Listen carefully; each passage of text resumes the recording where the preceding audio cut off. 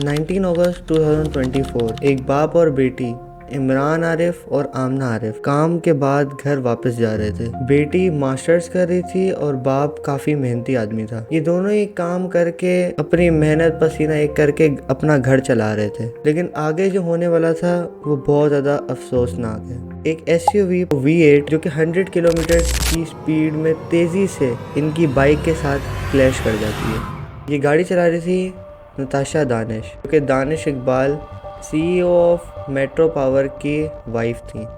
जब इनकी गाड़ी 100 किलोमीटर की स्पीड से बाइक के साथ जाके लगती है तो दोनों बाप बेटी की ऑन द स्पॉट डेथ हो जाती है और गाड़ी में एयरबैग होने की वजह से नताशा दानिश बच जाती हैं, लेकिन स्पीड ज़्यादा होने की वजह से उनकी गाड़ी भी पलट जाती है। अचानक से एक भीड़ जमा हो जाती है और उन सब ने नताशा दानिश को घेर लिया होता है। उसके साथ ही पुलिस भी आ जाती है और इतनी बड़ी कंपनी के CEO की वाइफ होने की वजह से सिक्योरिटी भी आ जाती है। एक्सीडेंट के होने के बाद इन्वेस्टिगेशन में पता चलता है कि इनके पास ड्राइविंग लाइसेंस ही नहीं था। क्योंकि इनके लॉयर भी साथ थे तो वो मजिस्ट्रेट के सामने सबसे पहली चीज़ ये रखते हैं कि वो जिन्ना हॉस्पिटल साइकेट्रिक वार्ड में एडमिट है।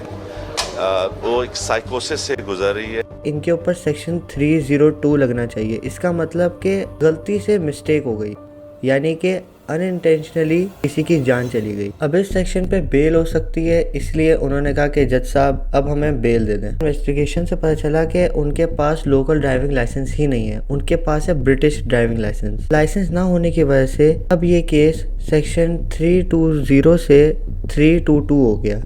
इसका मतलब है कि आपकी वजह से कत्ल हुआ है। अब इनमें मेन फ़र्क ये है कि आपकी गलती से किसी का कत्ल हुआ है या आपकी वजह से किसी का कत्ल हुआ है। और सेक्शन 322 बेलेबल नहीं है, तभी इनको 14 दिन के लिए जेल में रखने का ऑर्डर दिया गया।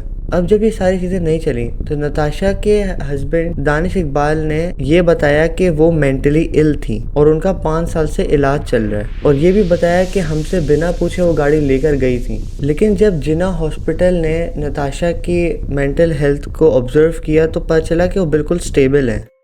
अब सोशल मीडिया पर एक अलग तरीके की आउटरीच हुई हुई है। अब आवाम सिर्फ एक ही चीज़ का सवाल पूछ रही है कि ज़्यादातर पास्ट में भी जो एक्यूज होता है वो किसी अमीर ख़ानदान से होता है और जो विक्टिम होता है वो किसी गरीब ख़ानदान से होता है, और हम लोगों ने बार बार देखा है कि किसी न किसी तरीके से वो लोग बेल करवा लेते हैं। अब इसमें दो चीज़ें आती हैं, विक्टिम की जो फैमिली है वो ब्लड मनी ले, और अगर वो लोग ऐसा नहीं करते तो नताशा को हैवी प्रिजन सेंटेंस्ड हो सकती। ये वीडियो ख़त्म करने से पहले मैं सिर्फ आप लोगों से एक सवाल पूछना चाहता हूँ कि क्या ये सब सही हो रहा है?